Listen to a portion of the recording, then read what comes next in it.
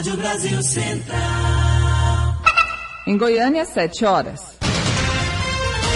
Agora, pela Rádio Brasil Central e RBC FM 90,1, o Mundo em sua casa. O jornal falado de maior tradição no Centro-Oeste brasileiro. O Mundo em sua casa. A informação em cima do fato. Um mundo de notícias no começo do dia. O Mundo em sua casa tem a marca da Rádio Brasil Central e da RBC FM 90,1. Hoje é terça-feira, dia 26 de fevereiro de 2013. Bom dia, você ouvinte. Bom dia, Karine Pinheiro. Bom dia, Gil Bonfim. Bom dia, você que ouve o Mundo em sua casa. O Mundo em sua casa.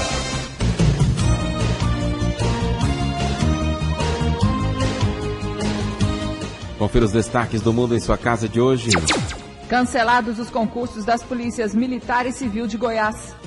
Comissão da Verdade diz que 50 mil foram presos no primeiro ano da ditadura. Encontrados indícios de irregularidades de 26 milhões de reais em órgãos públicos federais no Rio.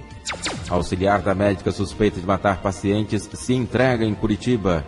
Opositores de Chaves se preparam para possíveis eleições antecipadas. Papa muda regras do conclave para permitir escolha antecipada de sucessor. Adolescente que diz ter disparado o sinalizador se apresenta à justiça. E o Goiás aplica a maior goleada do campeonato goiano, 7-0 em cima do Rio Verde. Esses e outros assuntos a partir de agora aqui no Mundo em sua casa. Agora são 7:02. O Mundo em sua casa. Tempo e temperatura. A previsão do tempo para hoje em Goiânia é de céu encoberto a nublado com pancadas de chuva e trovoadas isoladas. A temperatura máxima pode chegar aos 28 graus. E a umidade relativa do ar fica entre 95% e 60%. Neste momento, os termômetros marcam 22 graus em Goiânia. O Mundo em sua casa. Manchetes dos jornais brasileiros. O Globo, calor de 42 graus sem refresco. Falhas em série cortam água de 9 milhões no Rio. O estado de São Paulo, Papa afasta cardeal suspeito de assédio e adianta conclave. Correio Brasiliense, cai o primeiro barão dos ônibus. GDF assume frota. Valor econômico, leilões contestados devem paralisar ferrovias da Valec. Estado de Minas, sul de Minas, traficantes de órgãos torturavam vítimas. Jornal do Comércio de Pernambuco, dengue cai 93% no Pernambuco. 0 hora, fim de polo de pedágio terá festa e foguetório. Brasil Econômico, governo debate com os sindicatos novas mudanças na medida provisória dos portos. O Popular, dengue, Goiás é o segundo com mais casos. Destaque do Jornal Diário da Manhã, lei seca faturamento dos bares. Agora 7:04. O Mundo em sua casa. A política em Goiás. Governos de Goiás e Federal ampliam parceria na área de qualificação profissional, além das 47 mil vagas de cursos já existentes no estado. O Pronatec é destinado a trabalhadores de baixa renda, desempregados e pessoas atendidas por programas de transferência de renda.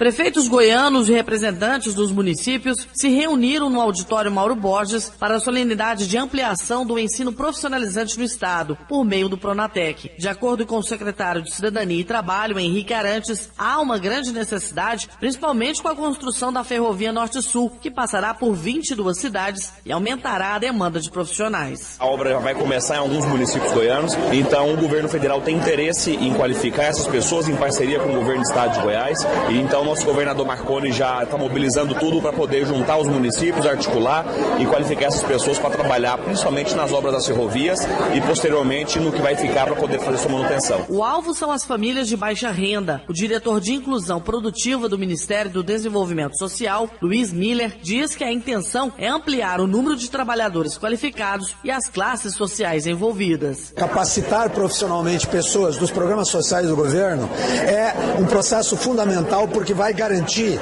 não só que essas pessoas tenham uma oportunidade de trabalho, mas que também os empresários que hoje estão procurando trabalhadores possam se utilizar desses trabalhadores em postos de trabalho que estão em aberto no mercado de trabalho, exatamente porque eles estão faltando. A prefeita de São Miguel do Araguaia, Adailza Alves de Souza, participou do evento confiante da implantação do Pronatec no município para suprir uma carência de mão de obra especializada. Os cursos do Pronatec virá proporcionar essa qualificação para que garanta a permanência dos nossos jovens, dos cidadãos e cidadãs no município com qualidade de trabalho. O governador Marconi Perillo reforçou o empenho em ampliar os cursos de qualificação e destacou a maior preocupação. A grande preocupação de todos é mão de obra qualificada. Nós não podemos ficar contentes com a importação de mão de obra qualificada. Nós temos que nos juntar as nossas mãos para formar mão de obra aqui mesmo. E essa cerimônia tem esse significado. Juntarmos os nossos esforços. Foco nos bolsistas da Bolsa Família, no Renda Cidadã, enfim. Foco nas pessoas que ainda se encontram de alguma forma excluídas, mesmo com o anúncio do fim da erradicação da miséria absoluta, mas que ainda se encontram excluídas de alguma maneira por falta de qualificação de mão de obra. Yara Galvão para o Sistema Brasil Central de Rádio. Agora são 7h06. Prefeitos goianos vão eleger hoje, amanhã, quarta-feira, o novo presidente da Associação Goiana dos Municípios. Apenas um candidato colocou o nome na disputa. Apenas a chapa AGM Forte, Plural e Moderna se inscreveu, possibilitando o consenso entre os associados. A escolha da próxima diretoria será nesta quarta-feira às 9 horas, no Auditório Costa Lima, da Assembleia Legislativa. O prefeito de Bom Jardim de Goiás, Cleudes Bernardes da Costa, vai assumir a presidência da AGM, tendo a missão de aglutinar vários partidos, fazer com que mobilizações em Brasília revejam a derrubada dos royalties do petróleo e o Pacto Federativo, pois o governo federal fica com 72% das receitas. O que nós queremos é a mudança do Pacto Federativo, para que os prefeitos não fiquem com os pires nas mãos, para que nós não ficamos refém de emendas parlamentares, para que nós tenhamos a nossa receita própria condizente com as demandas cada vez maiores dentro do município, dentro do âmbito do município, é onde mora o cidadão, é onde mora a cidadã, é onde tem as demandas de saúde, de educação, de segurança, de mobilidade urbana, de preservação do meio ambiente, de respeito às leis que condiciona as obrigações constitucionais, os quais estão obrigados os prefeitos a observá-las. Os prefeitos têm desafio de universalizar a pré-escola até 2016. As prefeituras têm 400 milhões de reais do PAC 2 para investimento em asfalto. Basta que apresente os projetos até o final de março na Secretaria Estadual das Cidades. Então o nosso grande desafio é cumprir o prazo.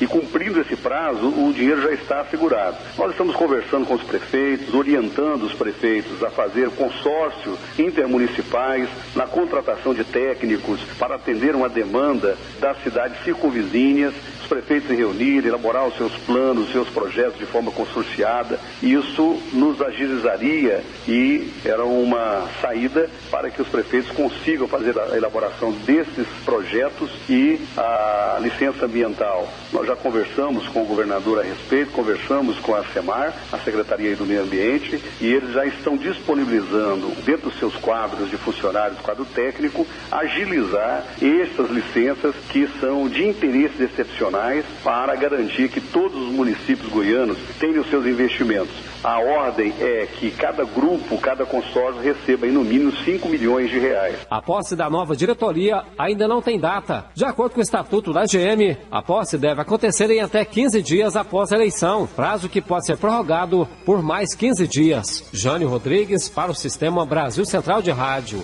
Agora em Goiânia são 7h09.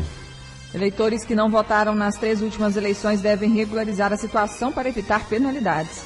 A multa é baixa, R$ 3,50 por turno de eleição perdido. No entanto, a penalidade maior é o cancelamento do título, porque aí o cidadão fica impedido de tirar passaporte ou carteira de identidade, ser nomeado ou receber salário em cargo público e realizar matrículas no ensino formal. Em 3 cidades, Goiânia, Cocalzinho e Corumbá, a situação é diferente, porque em função do recadastramento biométrico, quem não participou já está com o título cancelado. Só na capital são 146 mil. O chefe de cartório, Cléudio Marques, explica o que esses eleitores devem fazer. Nesses 3 locais, as inscrições eleitorais de que não compareceram para esse recadastramento já estão canceladas. A questão é vir ao cartório para regularizar essas situações de inscrições já canceladas. Deverão vir aos seus cartórios com a identidade, título de eleitor, CPF e comprovante de endereço para regularizar. Para os eleitores dos outros municípios goianos, é preciso regularizar a situação para não ter o título cancelado. Cléudio Marques alerta que o TRE não vai enviar notificações via correio ou e-mail. O TSE, no seu provimento baixado agora nesse mês, determina que o eleitor possa comparecer em Goiânia,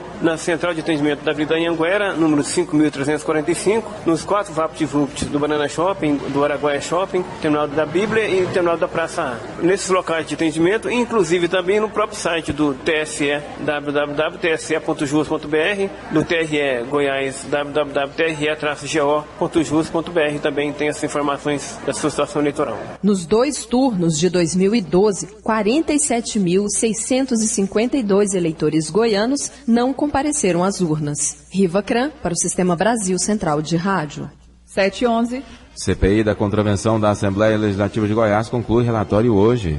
Depois de mais de 6 meses, a CPI da Assembleia Legislativa, que investiga o envolvimento de autoridades goianas com a contravenção e também os contratos das empresas Gerplan e Delta, chega ao seu final. Entretanto, sem atingir o seu objetivo central, os contratos da Delta com várias prefeituras. Isso porque, acionada pelas câmaras municipais de Catalão e de Aparecida de Goiânia, a Justiça decidiu de forma liminar que essa função de investigação cabe às câmaras e não à Assembleia Legislativa. Mas o relator da comissão, deputado Thales Barreto, do PTB, confirma o cronograma de encerramento dos trabalhos. Nosso relatório já está com mais de 200 páginas, estamos trabalhando incisivamente, buscando tudo que foi colhido praticamente no material que veio para a CPI e também nos mais 16 sessões que nós tivemos, nos depoimentos. Estamos trabalhando junto à contravenção penal e junto à influência do Carlos Cachoeira em relação à sua atuação, tanto nos municípios, que apesar que ficou prejudicada, que foi o grande chavão da CPI, o maior prejuízo que ela teve, que realmente mais de 95% dos contratos com a construtora Delta em Goiás era com as prefeituras de Aparecida, Goiânia, Anápolis, Catalão, prefeituras que tinham volumes muito grandes e que tinham ali várias dispensas de licitações, tinham aditivos monstruosos, mas independente disso nós fizemos um contexto, o relatório está em fase final e com certeza damos satisfação dentro da medida do possível que nós tínhamos em mão. Dia 26 nós vamos ler o relatório e dia 5 nós estamos votando, independente de qualquer situação, a CPI do Carlos Cachoeira. Portanto, esse relatório deve ser entregue no dia de hoje na reunião da comissão e nesta terça-feira também deve ser concluída a formação de todas as 15 comissões técnicas e com isso liberando o plenário para a votação. Libório Santos, Sistema Brasil Central de Rádio. Agora são 7h13. O mundo em sua casa. Política Nacional. O ex-presidente Lula retomou a agenda política e as viagens pelo Brasil depois de longo período recluso, desde a divulgação da Operação Porto Seguro, que envolveu em um esquema de tráfico de influência no governo Rosemary Noronha. Ela foi nomeada por Lula e atuava no escritório da Presidência da República em São Paulo. Nas viagens pelo país, Lula vai falar à militância petista e afinar o discurso que fez no evento do PT em São Paulo, onde afirmou que o partido não deve temer comparações com outros governos, nem mesmo quando o assunto for corrupção. Ao mesmo tempo, ele vai deixar claro ao partido que é Dilma a candidata no ano que vem e não ele próprio. Assim, vai fazer o papel de articulador do palanque da petista, traçando as linhas do discurso de campanha. Uma auditoria da Controladoria Geral da União encontrou indícios de irregularidades em contratos no valor de R$26 milhões em órgãos públicos federais no Rio. A Controladoria Geral da União analisou 57 contratos, serviços prestados por 4 empresas em 5 hospitais e órgãos públicos federais do Rio de Janeiro nos últimos 8 anos. Segundo o relatório da Controladoria Geral da União, o prejuízo estimado aos cofres públicos passa dos R$26 milhões. Ainda de acordo com a auditoria, mais de 80% desse valor podem ter sido pagos pelo Instituto Nacional de Traumatologia e Ortopedia. Agora são 7h15. Um levantamento da Comissão Nacional da Verdade concluiu que no primeiro ano do regime militar imposto pelo golpe de 1964, pelo menos 50 mil pessoas foram presas no Brasil. A comissão também conseguiu identificar oficialmente dezenas de agentes da repressão. A Comissão Nacional da Verdade divulgou um balanço das investigações feitas até agora. Foram ouvidos 40 depoimentos de 15 agentes da repressão. Segundo a comissão, pelo menos 50 mil pessoas foram presas em 64, ano do golpe militar. Os relatórios indicam que 600 pessoas, entre elas sargentos e sindicalistas, ficaram presas em navios e em estádios de futebol. A comissão identificou vários agentes da repressão, não apenas com o codinome. Os agentes serão chamados para depor. De acordo com a Comissão Nacional da Verdade, eles poderão ser processados por desobediência se não comparecerem. Mas, por causa da lei da anistia, ninguém poderá ser punido pelo que fez durante a ditadura. Agora são 7h15. O mundo em sua casa. Política internacional. O Papa decidiu modificar as regras do conclave para permitir que a escolha do sucessor seja antecipada. Essa mudança foi anunciada no mesmo dia da renúncia do religioso mais importante do Reino Unido. Uma nova sombra às vésperas do conclave foi resolvida. O Vaticano aceitou o pedido de demissão do cardeal escocês do cargo de arcebispo de St. Andrews e Edimburgo. O próprio cardeal escocês, de 74 anos, renunciou ao seu direito de participar do conclave. Com isso, a Grã-Bretanha ficará sem representante na eleição. Maior autoridade da Igreja Britânica, ele foi acusado por 3 sacerdotes e um padre de conduta inapropriada durante a década de 80. Ele nega e pediu desculpas a todos que o ofendeu. Ontem, Bento XVI recebeu os 3 cardeais que preparavam um relatório sobre o vazamento de documentos reservados. O Papa manteve o segredo do dossiê, que será lido apenas pelo próximo pontífice. A existência do dossiê gerou várias reportagens sobre supostos escândalos sexuais e de corrupção dentro da Cúria romana. Na Venezuela, opositores do presidente Hugo Chávez deram início a uma série de reuniões. Por causa do estado de saúde de Chávez, eles tentam se preparar para a possibilidade de serem convocadas eleições antecipadas. Há uma semana, a Venezuela foi informada de que Chávez havia voltado de Cuba, mas o estado de saúde do presidente continua um mistério. 2 ministros disseram que o presidente havia piorado. O vice Nicolás Maduro, no entanto, afirmou que Chávez participou ativamente de uma reunião em que deu orientações sobre medidas econômicas que deverão ser anunciadas esta semana. Quanto mais o governo informa, mais as pessoas se confundem. Nos bastidores, dizem que está tudo pronto para que Chávez preste juramento de posse do 4º mandato presidencial. 7h17. Menor de idade morre ao trocar tiros com a polícia durante tentativa de roubo em Goiânia. Nunes Camilo, de 17 anos, foi morto na madrugada desta segunda-feira durante troca de tiros com a polícia militar. Após pular o muro de uma empresa farmacêutica no setor empresarial próximo à Ceasa, o menor e seu comparsa, Vitor Hugo de Oliveira, de 18 anos, foram surpreendidos por seguranças da empresa. Eles atiraram para cima e fugiam sem levar nada quando foram avistados por policiais que faziam ronda no local. Na troca de tiros, um deles foi baleado, como explica o delegado adjunto da Delegacia de Homicídios, Carlos Caetano. Ia passando a viatura da Polícia Militar, essa viatura, quando avistou, já foi sendo atacada por eles por tiro, né? Os dois infratores da lei já atiraram contra eles, eles revidaram, sendo que um fugiu de motocicleta e abandonando o seu companheiro, abandonou o menor, Douglas, que continuou atirando contra os policiais, mas foi alvejado e faleceu ali mesmo às margens da BR-153. Segundo o delegado, a intenção dos ladrões era roubar armas e equipamentos dos seguranças da empresa. Depois de deixar o local, Vitor Hugo mandou uma pessoa voltar para saber do adolescente deixado para trás. A Polícia Civil percebeu o envolvimento e conseguiu prender Vitor Hugo em casa. Ele mandou que um terceiro comparecesse ali para verificar como estava a situação. Um local lá relativamente ermo, e quando ele chegou, ele foi abordado por nós conversamos com ele e ele acabou confessando que esse outro estava lá, que era o Vitor Hugo. Aí, então nós procuramos o Vitor Hugo, que estava na casa dele, já tinha tomado banho, trocado de roupa, estava procurando descaracterizar. Mas diante daquela situação, ele realmente assumiu que estava ali, apesar de que ele nega que estava tentando praticar o roubo. Uma perícia vai confrontar a versão da polícia e mesmo não tendo consumado o roubo, Vitor Hugo pode pegar de 6 a 8 anos de reclusão. A pena original de 4 a 10 anos, mas pode ser aumentada porque era um concurso e ainda estava com uso de arma, pode chegar a 15 anos. Mas por ser tentada, ela diminui, nós acreditamos na faixa de 6 a 8 anos, o que é provável. Márcia Alves para o Sistema Brasil Central de Rádio. 7h20.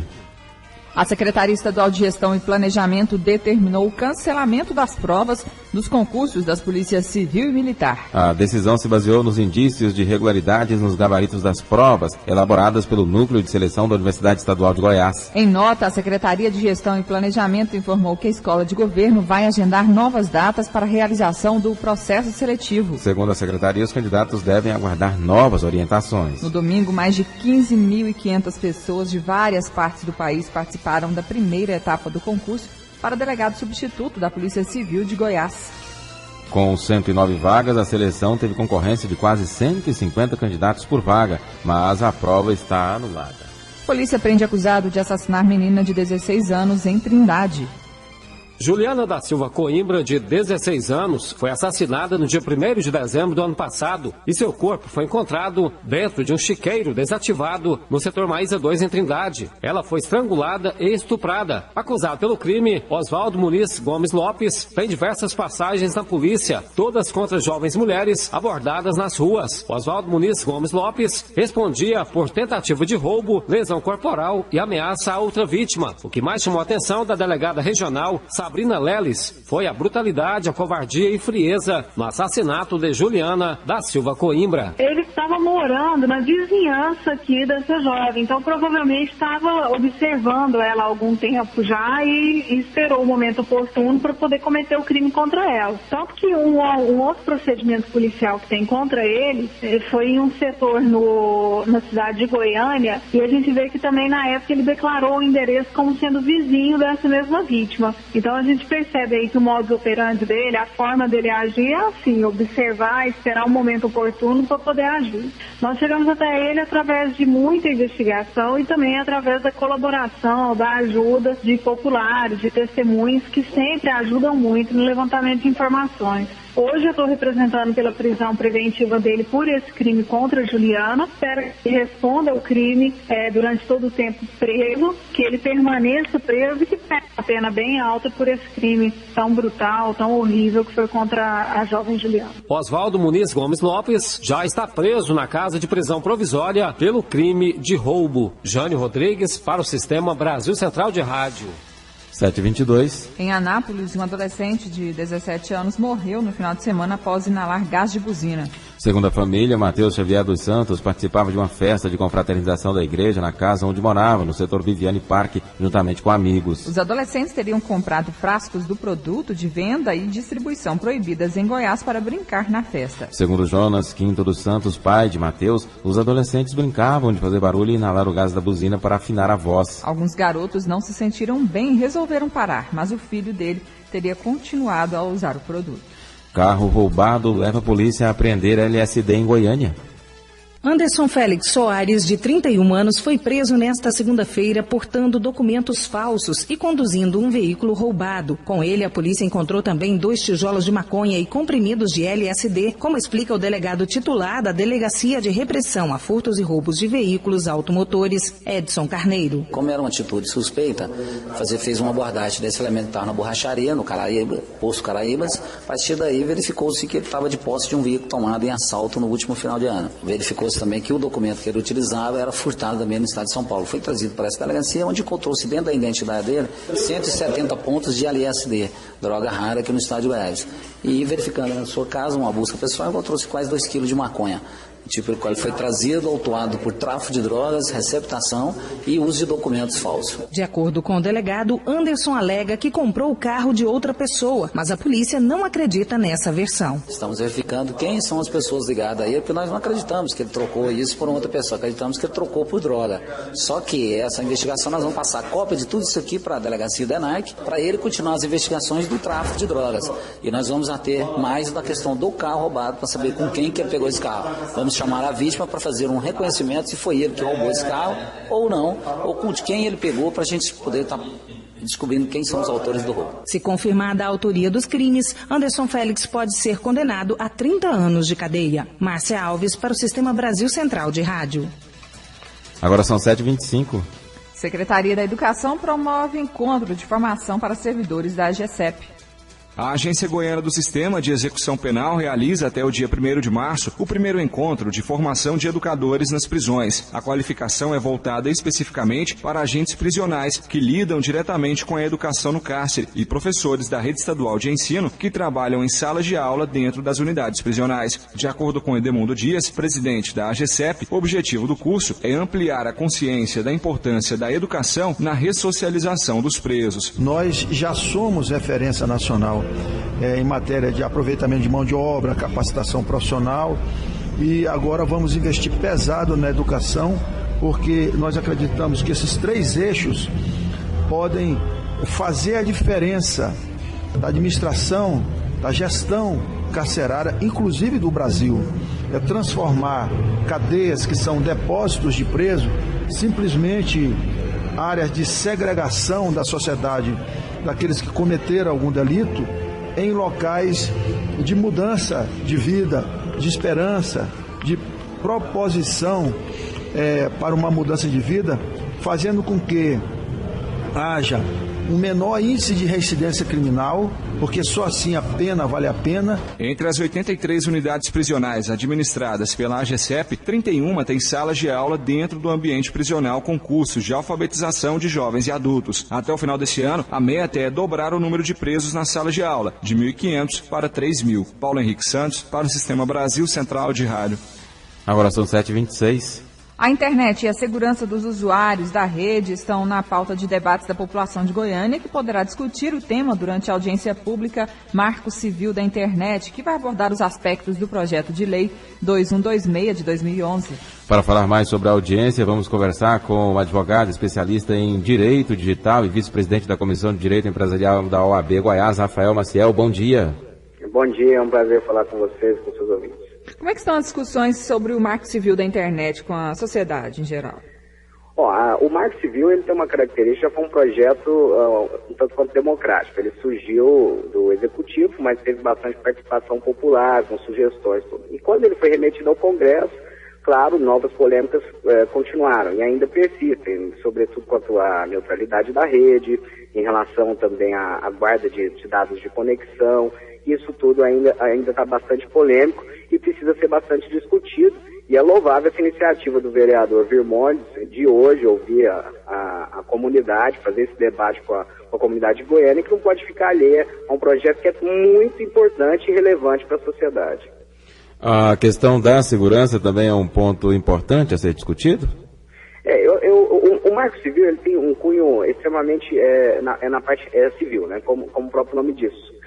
Só que a questão da segurança, ele acaba refletindo também em questões criminais, a partir do momento que ele regula a forma de armazenamento dos dados. Então, se você tem uma política definida de como esses dados de conexão, os dados de acesso a conteúdo na internet são armazenados, você consegue, inclusive, produzir prova para a persecução criminal de eventual crime, cibernético ou não cibernético, às vezes até um crime de difamação, você consegue ver. E isso o Marco Civil traz, ele traz alguns elementos acerca desses registros de navegação. Quais são os pontos mais polêmicos em relação ao Marco Civil da Internet? O Marco Civil ele tem os principais, o que está barrando hoje ele para ser aprovado. É a questão da neutralidade da rede. O que significa a neutralidade da rede? É tratar todos os pacotes de dados de forma isonômica, ou seja, os provedores de conexão, aqueles que nos dão acesso à internet, eles não podem discriminar conteúdo.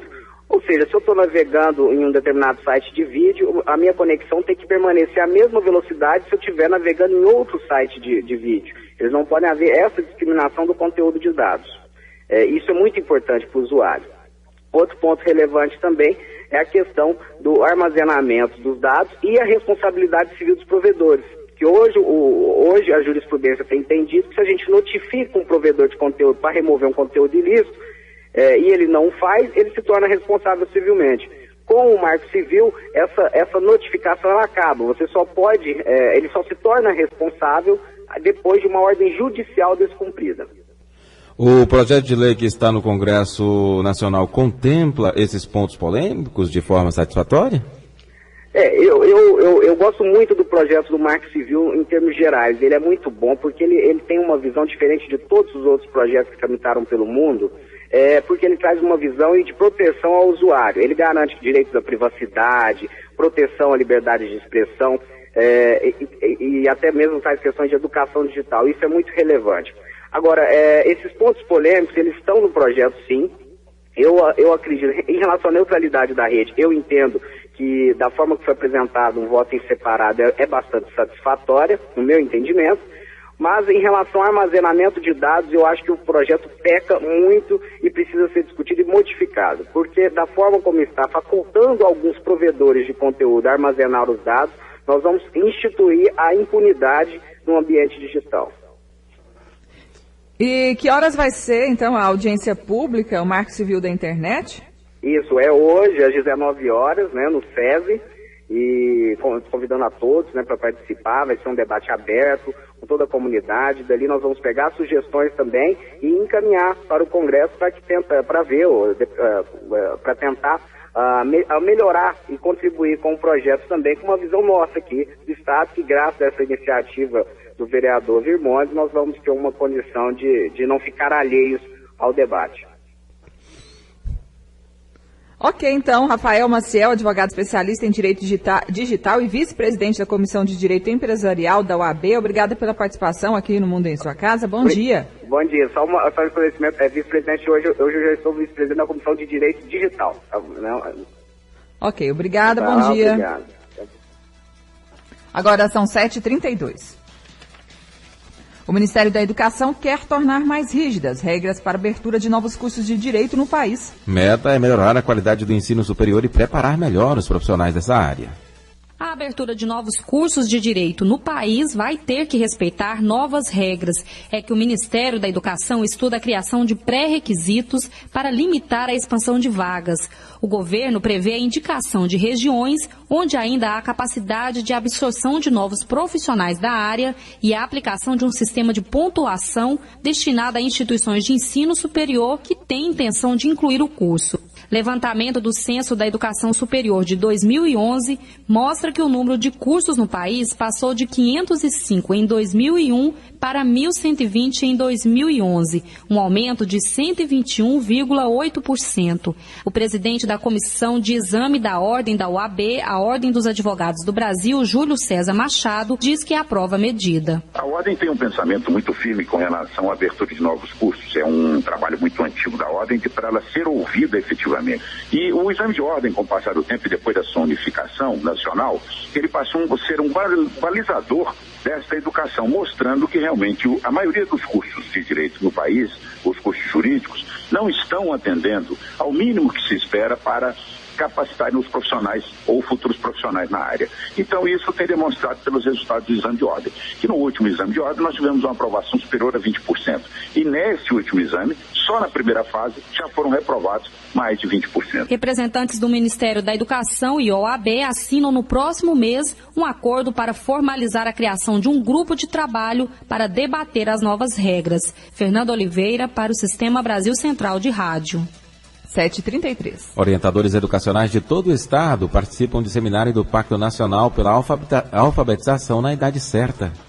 A meta é fazer com que os alunos concluam o ensino fundamental alfabetizados, ou seja, com 8 anos de idade, sabendo ler e escrever com fluência. A professora e coordenadora do evento Idade Certa para a Alfabetização, Maria Luísa dos Santos, explica que o projeto deve corrigir algumas deficiências. É também para corrigir uma distorção de idade ano escolar, dos alunos, e também assegurar uma competência linguística às crianças dessa faixa etária. Então, assim, realmente a gente tem tido, com o resultado da Provinha Brasil, algumas digamos assim, carências em relação à questão da alfabetização no Brasil. Então, surgiu essa necessidade de um pacto para a alfabetização das crianças nesse período. Cerca de 500 representantes dos municípios goianos vão passar toda semana em Goiânia para receber instruções e depois vão repassar aos profissionais das escolas. Eles serão os multiplicadores. Yara Galvão para o Sistema Brasil Central de Rádio. Agora são 7h35. E os estudantes do ensino fundamental são orientados pelo programa Amigos do Trânsito. Escolas da Rede Municipal de Ensino recebem programa Amigos do Trânsito. Durante as ações, alunos do ensino fundamental são orientados sobre circulação e travessia nas vias de Goiânia, por meio de atividades lúdicas. Nesta segunda-feira, os estudantes da Escola Municipal Itamar Martins, do setor Bela Vista, participaram da iniciativa. A diretora de Educação para Trânsito da SMT, Matilde Lemes, explica como é realizada a conscientização das crianças e adolescentes. Feito com os educadores de trânsito, agentes de trânsito e professores e educadores da Secretaria Municipal de Educação. Então, dentro da sala de aula é uma aula mesmo sobre trânsito, sobre o exercício da cidadania, de como comportar a partir do momento que nós fazemos parte de trânsito, como pedestre, como filhos de condutores, né?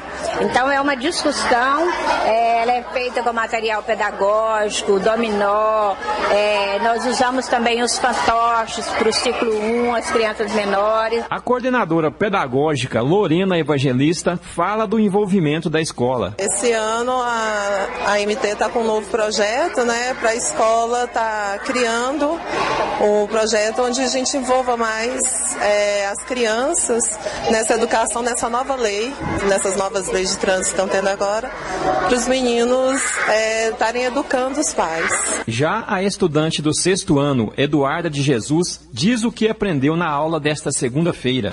Muitas coisas, como atravessar a rua, olhar para um lado e para o outro, sobre as placas, o que nós devemos fazer. Hoje será a vez dos alunos da Escola Municipal João Paulo I, do Jardim América, participarem do programa Amigos do Trânsito. Wilton Vieira, para o Sistema Brasil Central de Rádio. 7h37.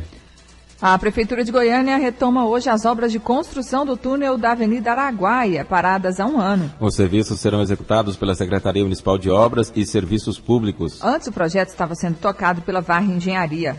A obra foi paralisada em 2012 por embargo de recursos federais. O túnel de 300 metros faz parte da reestruturação do Parque Mutirama. Orçado em 25 milhões de reais, a Prefeitura tem a expectativa de que o valor seja reduzido. E a entrega está prevista para o aniversário de 80 anos de Goiânia no dia 24 de outubro. Secretaria Municipal de Saúde e Exército se unem no combate à dengue em Goiânia. A Secretaria Municipal de Saúde e o Exército Brasileiro firmaram parceria oficialmente nesta segunda-feira para combater a dengue em Goiânia. Durante um mês, as duas instituições desenvolverão ações conjuntas para reduzir o número de doentes e de criadouros do mosquito da dengue. As ações serão realizadas na região sudoeste de Goiânia e nos cais de Campinas e João Natal, Ciames, Novo Horizonte e Jardim América. Serão 90 homens divididos nas unidades de saúde e em visitas domiciliares. Segundo o comandante do Exército, Major Glauber, os soldados começaram treinamento no dia 14 de fevereiro e já estão prontos para o trabalho. O militar do Exército vai fazer o cadastro inicial dele, vai ajudar a fazer a verificação da pressão, receber o treinamento para isso e vai encaminhar para a hidratação imediata, se for o caso, identificado como estágio A ou B, que eles chamam. E casos mais graves são identificados pelo agente e encaminhados diretamente para o posto de saúde. Além dos 90 soldados em campo, a Brigada de Operações Especiais do Exército vai disponibilizar 4 barracas para a Secretaria de Saúde. Elas serão instaladas nos cais do bairro Goiá e Curitiba e nos Ciames do Jardim América e Urias Magalhães. De acordo com o secretário Fernando Machado, a prioridade é garantir tratamento qualificado para os doentes, mas o trabalho de combate aos focos do mosquito continua. Por mais que a gente coloque pessoas na rua, agentes de combate a endemias, enfim, o alcance disso é limitado. Então, o foco nosso é nos preparar para fazer o atendimento nas unidades. E como eu disse agora há pouco, o foco maior é a gente diminuir o número de agravos e óbitos. Proporcionalmente, o número de óbitos em Goiânia esse ano, ele foi praticamente 70% menor. Isso, para nós, a gente considera um sucesso na questão do tratamento da dengue. Este ano, Goiânia já registrou 17.195 casos de dengue, 30% a mais do que foi registrado em 2012. Heloísa Amaral para o Sistema Brasil Central de Rádio. Agora são 7h39. Semar e FAEG preparam técnicos para o cadastro ambiental rural. Nas próximas semanas será concluído o trabalho de preparação de cerca de 400 técnicos que vão atuar na realização do Cadastro Ambiental Rural, uma exigência do novo Código Florestal. A realização do cadastro ainda não teve liberação oficial por parte do governo federal, mas Goiás já está preparando seus técnicos, como informa o biólogo e técnico ambiental encarregado de administrar os cursos, Marcelo Lessa. O estado de Goiás está saindo na frente no que tange a esses treinamentos do Cadastro Ambiental Rural, em parceria com várias instituições como a Federação da Agricultura, Prefeitura, a Secretaria da Agricultura, outras instituições que podem ser parceiras também nesse processo. Então, estamos treinando mais de 200 técnicos devidamente habilitados nos seus conselhos, e aí a gente quer também fazer outras etapas, né, que aí vai envolver justamente os municípios, os sindicatos rurais, as cooperativas, associações, enfim, vários parceiros que poderão contribuir com essa inscrição do cadastro ambiental rural. Bom, de acordo com as previsões de vocês, a partir de quando já começa realmente, efetivamente, a ser executado lá no campo esse cadastro? O Estado está adiantando o máximo que pode, né, tendo em vista que a gente depende do ato da ministra que está previsto para maio. O Ministério do Meio Ambiente tem que instituir esse cadastro oficialmente por um ato do Ministério, então a gente está antecipando isso, já está treinado os funcionários da SEMAR, treinando os responsáveis técnicos também, o público externo, e assim que ela instituir isso, a gente possa rodar. Bom, esse cadastro é uma exigência do novo Código Florestal. Qual a importância dele, afinal? Ele é importante porque ele vai simplificar principalmente o registro de algumas áreas, como a reserva legal, por exemplo. A reserva legal hoje é um processo moroso, é um processo que, além de depender do órgão ambiental, você no final tem que ir ainda no cartório fazer esse registro. Então ele vai simplificar esse processo. Você vai fazer tudo isso no órgão ambiental, não vai precisar mais ir no cartório, e vai ser também um ato declaratório. O proprietário rural ele vai apenas declarar isso e vai poder até mesmo fazer isso na sua própria casa. Libório Santos, Sistema Brasil Central de Rádio. 7h41. A seguir as notícias do esporte. O mundo em sua casa. A Polícia Militar está cada vez mais próxima do cidadão. Agora, além de ligar 190, você pode ligar diretamente para o telefone da viatura do seu bairro ou da sua cidade. No seu bairro ou cidade, há sempre uma viatura rondando pelas ruas. Conheça e anote o celular desta viatura. Acesse o site, é mais rápido e eficiente. E sempre que for necessário, acione a Polícia Militar. É a Polícia Militar e você, por uma sociedade mais segura. O mundo em sua casa. O jornal falado de maior tradição no Centro-Oeste brasileiro.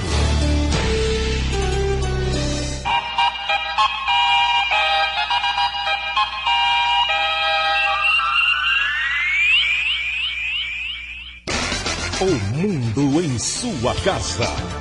Esporte. O lateral Daniel Alves do Barcelona disse ontem em entrevista ao jornal Mundo Deporto que o amigo Neymar vai para o time catalão no futuro. O diário diz que o Barça antecipou o pagamento de 26 milhões de reais para garantir o negócio.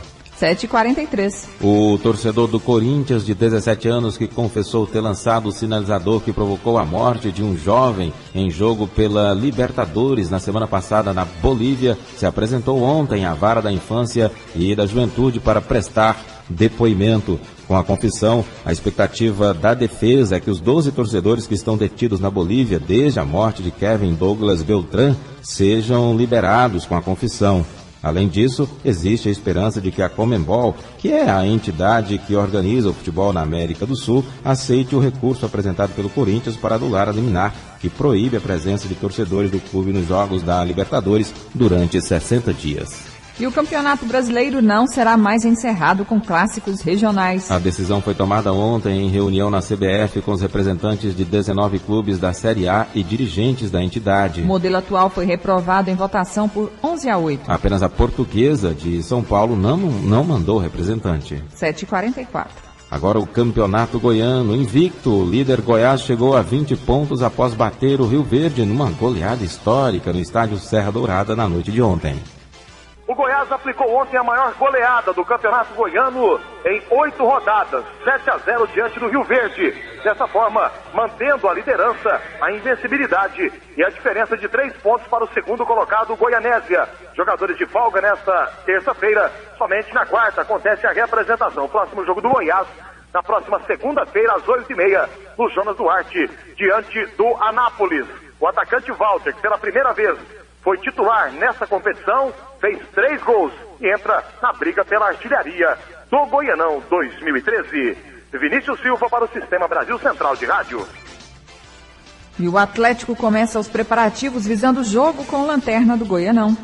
A reapresentação dos jogadores do Atlético foi marcada por uma conversa entre o técnico Valdemar Lemos e o diretor de futebol Adson Batista, ontem à tarde no CT do setor Urias Magalhães.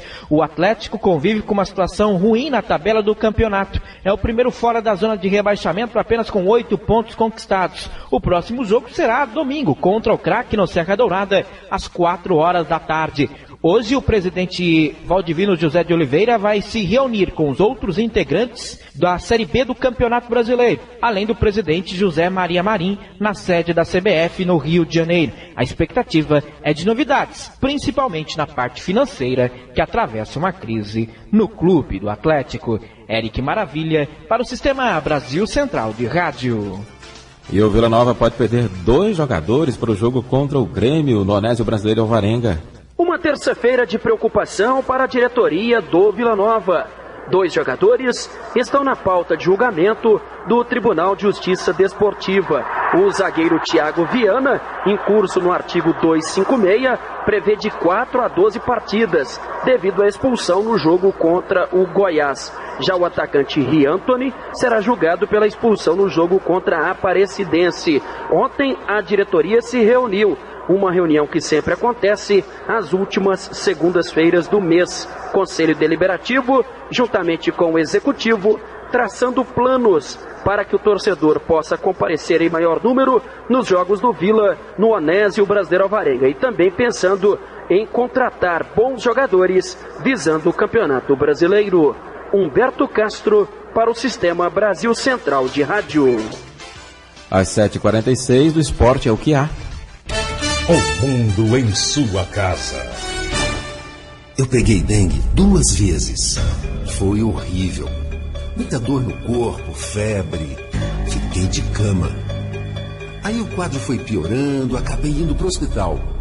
E eu morri. É isso mesmo. Quem está falando é apenas um ator. Eu estou nesse comercial porque o Paulo Rodrigues não pôde contar a própria história. Ele morreu de dengue.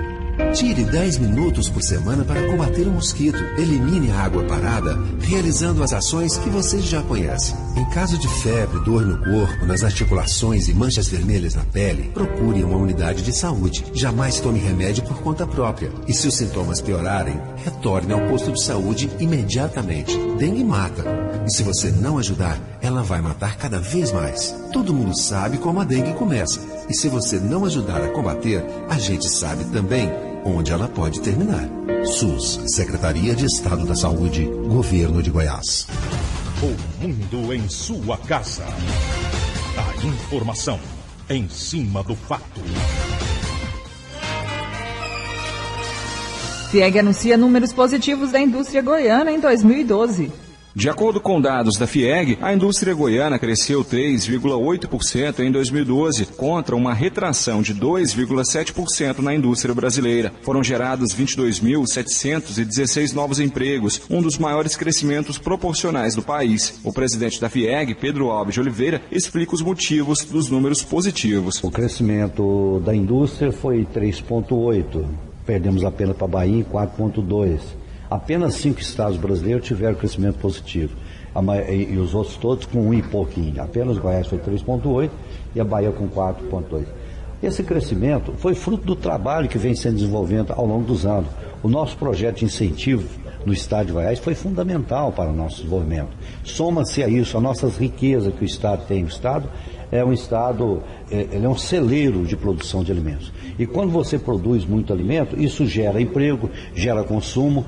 Esse dinheiro, quando é exportado, por exemplo, o agronegócio exporta, tivemos uma superávit muito grande na balança comercial, isso irriga a economia de modo geral. E um fator positivo, diminuímos as importações, o que significa mais dinheiro no caixa. Ao mesmo tempo, ele destaca que os indicadores poderiam ser melhores, se não fossem alguns gargalos. Os gargalos que nós temos, e a nossa expectativa é que sejam solucionados, o voto de confiança da federação, para a questão das rodovias. É um gargalo que nós tivemos aí ao longo desse ano, mas que nós temos a confiança de que serão solucionados pela palavra do governo do estado. E nós depositamos nosso voto de confiança nesse sentido. Nós temos o problema da ferrovia, que nós temos que procurar trabalhar no sentido de resolver esse problema aí. Nós temos o problema da energia da Celg, que é um problema atenuante, é um problema que hoje não está só na mão do Estado, está na mão também do governo federal, e nós, as instituições do Estado, irão interagir com os poderes para que isso seja solucionado muito rapidamente. A CELG, às vezes a indústria instala, está pronta para funcionar e esperando energia. Então é um gargalo que nós temos que precisa ser superado muito rapidamente. A falta de mão de obra continua sendo um problema para os empresários. A mão de obra é um problema nível Brasil. Mas isso em Goiás aconteceu porque a economia cresceu mais rapidamente do que a formação de mão de obra. Mas nós estamos, através do nosso Senai, através do programa Planatec, que é um programa de governo federal, que utiliza o sistema S, aí não é só o Senai, o Senac, o Sebrae. Então nós estamos acelerando no sentido da formação de mão de obra. Hoje, quem tem qualificação para trabalhar na indústria é altamente disputado e, logicamente, o seu salário é super valorizado com isso aí. Então a gente conclama os jovens para que procure o Senai, procure o Senac, para que venham a ter uma qualificação. E não tenha dúvida, eles não precisarão procurar emprego, porque essas pessoas que estão fazendo esses cursos, antes deles terminarem o curso, as indústrias já estão focadas nele e estão os contratando antes mesmo de terminar o curso. Para 2013, a indústria goiana deve crescer 6%. Os setores que mais devem contribuir para essa expansão são de soja e derivados, carnes e minerais. Paulo Henrique Santos, para o Sistema Brasil Central de Rádio. Agora são 7h51. A empresa de telefonia Oi recebeu ontem mais 4 multas da Anatel por causa de problemas no serviço. Na semana passada, a operadora recebeu outras 4 penalidades que, somadas, ultrapassam 40 milhões de reais. A empresa disse que vai analisar as ações e deve recorrer da decisão. Quem quiser já pode baixar o programa da Declaração do Imposto de Renda 2013, que deve ser entregue a partir do dia 1º de março. Começa no dia 1º de março o prazo para entrega da Declaração do Imposto de Renda para as pessoas que são obrigadas a declarar. Estão nesta situação quem recebeu no ano passado rendimentos tributáveis até R$ 24.556,65. Recebeu rendimentos isentos ou tributáveis exclusivamente na fonte, até R$ 40 mil. Em 31 de dezembro do ano passado, tinha um patrimônio superior a R$ 300 mil. Apurou ganho de capital sujeito ao pagamento de impostos. Passou a condição de residente no Brasil no ano de 2012. Auferiu receita da atividade rural superior a R$ 122.783. Ou optou pela isenção do imposto de renda sobre ganho de capital na venda de imóveis residenciais prevista em lei. A declaração do imposto de renda a ser entregue até a data limite de 30 de abril apresenta novidades. É o que informa o superintendente do Programa de Imposto de Renda da Receita Federal em Goiás, Jorge Martins. Além do limite de obrigatoriedade que foi alterado em função do ajuste de 4,5% na tabela do imposto de renda, que passou para R$ 24.556, nós temos também a possibilidade do contribuinte importar os dados da declaração anterior, importar os dados relativos aos pagamentos efetuados, como, por exemplo, a plano de saúde ou escolas, sem a necessidade de preencher o nome e o CPF ou CNPJ do beneficiário. Além disso, pode ser também deduzidos a partir de agora as doações feitas ao CRE, e ao Hospital do Câncer, limitado a 1% do imposto devido, desde que as doações ocorreram a partir de setembro e sejam informados por essas entidades à Receita Federal. Pode também ser deduzido, limitado a 3% do imposto devido, aquela doação ao Estatuto da Criança e do Adolescente, e essa doação ela tem como novidade a possibilidade de deduzir diretamente na declaração onde será preenchido o DARF para o pagamento desse imposto. O superintendente explica o que são rendimentos tributáveis. O rendimento tributável sujeito à declaração de ajuste é aquele rendimento que ele vai jogar, então, na declaração para apurar o imposto devido, tais como rendimento de salários, rendimento de aluguéis, rendimento de aplicações financeiras, enfim, são esses rendimentos que são sujeitos ao ajuste na declaração do imposto de renda.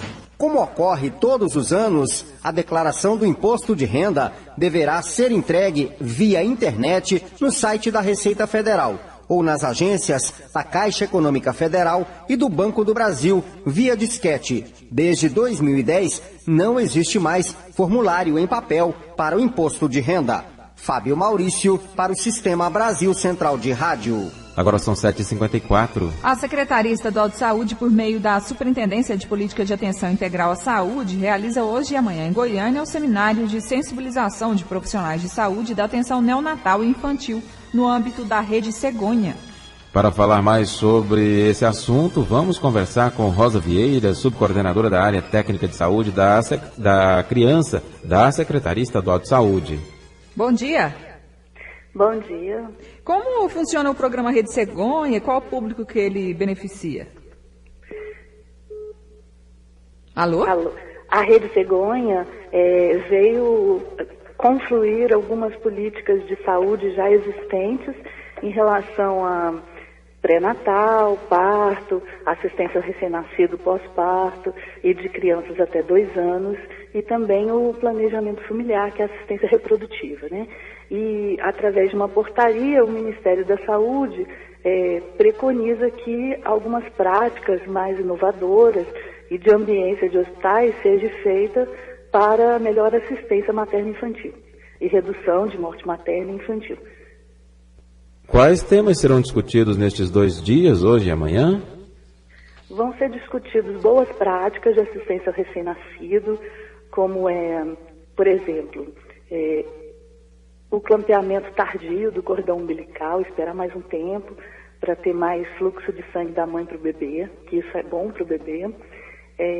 Alguns procedimentos humanizados, em que a assistência se dá de uma forma com menos intervenções, esperando mais que a natureza se apresente de uma forma muito mais importante, aquele vínculo do bebê e da mãe na sala de parto, ficar os 2 juntinhos, contato pele a pele, amamentação na primeira hora de vida. Então são procedimentos assim simples, mas que têm uma repercussão muito grande em relação ao tempo que a mulher amamenta, a prevalência, né, do aleitamento materno, e também ajudam o bebê a ficar protegido, porque a mãe passa anticorpos para o bebê e esse contato pele a pele coloniza o neném. Então, são procedimentos que, às vezes, na correria da rotina dos hospitais, ficam muito apressados. E a Rede Cegonha, nessa parte da humanização de assistência na sala de parto, preconiza que haja mais esse contato humanizado entre mãe e filho. Então, num parto normal, como na cesariana, encostando o bebê pele a pele, não todo embrulhadinho na mãe. A intenção é preparar, então, os municípios para nesse trabalho. Alguns outros temas que serão falados é sobre a vacinação, o teste do pezinho, que é a triagem neonatal. Vai ser falado sobre o transporte seguro do recém-nascido, quando há algum problema ele precisa ser encaminhado para outra instituição, para alguma internação mais prolongada. E também as políticas de saúde da criança do Ministério e uma explicação melhor sobre a Rede Cegonha para esses hospitais, que em cada região tem alguns hospitais que são maiores e são referências para o Estado, né? São referências mesmo sem ter o alto risco. Assim, referências regionais de municípios pequenos que encaminham para lá. E aí alguns desses hospitais vão estar presentes com seus profissionais para reproduzir depois para outras pessoas que ficaram essas práticas mais humanizadas que alguns já fazem. Alguns já têm o parto humanizado, alguns já têm esse título de hospital amigo da criança, que ajuda na sala de parto o bebê já a sugar para descer mais rápido o leite. Então, alguns hospitais já fazem algumas práticas e vão ser difundidas essas experiências e também divulgado esses, vamos dizer, objetivos, né, que a Rede Cegonha vem trazendo. Que não é só a questão da mulher saber aonde ela vai ganhar o bebê, que é uma das premissas da Rede Cegonha, né?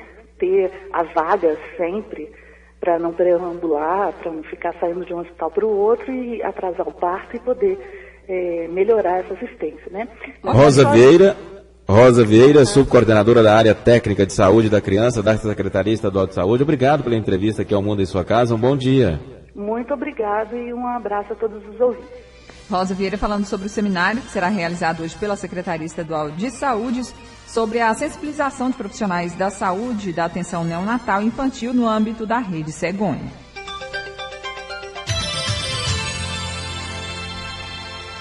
Depois de ter a prisão temporária decretada no fim de semana, uma enfermeira que trabalhava com a médica suspeita de matar pacientes se entregou ontem à polícia em Curitiba. A funcionária, que não teve o nome revelado pela polícia, fazia parte da equipe da médica Virgínia Soares de Souza, que está presa por suspeita de matar pacientes da UTI geral do Hospital Evangélico de Curitiba. Outros 3 médicos também estão presos. Em Goiânia, 8 horas e termina mais uma edição do Mundo em Sua Casa, que teve a apresentação de Karine Pinheiro e Gil Bonfim. Redação e edição Adam Mendes, Antônio Correia e Marcelo Cabral. Direção de estúdio Luzene Gomes. Chefes de reportagens Ione Chagas e Almir Costa. Operação de áudio Otair José. Central técnica Ricardo Souza. Gerência do sistema de rádio Suede Barbosa. Direção de Telerádio Difusão Abadia Lima. O Mundo em Sua Casa volta amanhã às 7 da manhã. Obrigado pela sua audiência e até lá. Bom dia, Karine. Bom dia, até amanhã. Este foi, pela Rádio Brasil Central e RBC FM 90,1, O Mundo em Sua Casa. O jornal falado de maior tradição no Centro-Oeste brasileiro. O Mundo em Sua Casa. A informação em cima do fato. Um mundo de notícias no começo do dia. O Mundo em Sua Casa voltará sempre com a marca da Rádio Brasil Central e da RBC FM 90,1.